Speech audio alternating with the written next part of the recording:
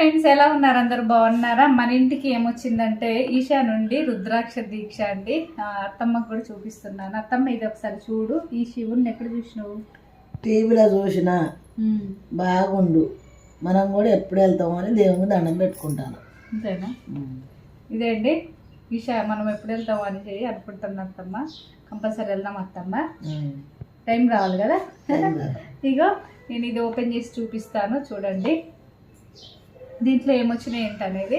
ఇదేంటంటే మనకి మార్చ్లో ఇన్స్టాగ్రామ్లో చూసి ఫిల్ చేసామండి. ఇది ఫ్రీగా అయితే మనకి వచ్చిందనమాట. ఒకసారి ఓపెన్ చేసి చూద్దాము నేనేమొచ్చినాయి అనేది.